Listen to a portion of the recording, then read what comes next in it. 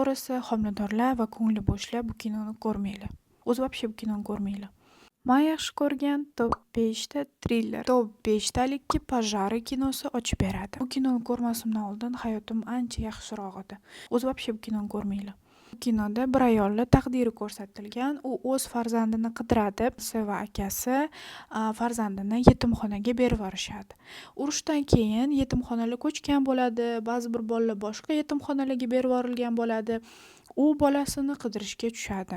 Psixikani buzadigan momentlarni o'zinglar shu kinoda ko'rasizlar. Keyingi kinomiz yujnokoreyskiy triller nomi "Я видел дьявола". Bu kinoda bir manyakka hayoti ko'rsatilgan. O'zinglar bilasizlar, manyak psixически нездоровый odamlar bo'lishini. To'g'risi, homiladorlar va ko'ngli bo'shlar bu kinoni ko'rmanglar.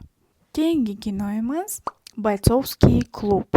Bu kinoda bir yigitning hayoti ko'rsatib berilgan. U depressiyaga uchragan bo'ladi, hayotida mazmun, maqsadi yo'q bo'ladi va u bir kun samolyotda aynan shu Brad Pittni uchratib qoladi va hayoti 360 gradusga o'zgaradi.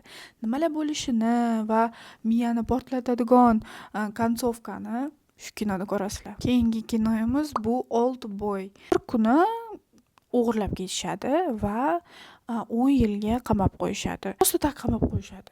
U o'zi tushunmaydi, qamoqda o'tiribdi. Har kuni o'ziga shu savolni beradi. Men nima qildim? Kimga nima yomonlik qildimki meni qamoqqa o'tkazib qo'yishdi degan savollar bilan o'zini qiynaydi. Ancha yillardan keyin uni qo'yib yuborishadi. Uni qo'yib yuborishgandan keyin u o'z savollariga javob qidirishni boshlaydi. Oxirgi kinomiz miyani u darajada buzmaydi. Ko'proq drama, chem triller. Bu kinoda men yaxshi ko'rgan aktyor Xokin Phoenix o'ynaydi. Kinoning nomi "Ana". Bu kinoda depressiyaga tushgan va ajrashish nuqtasida turgan odam haqida.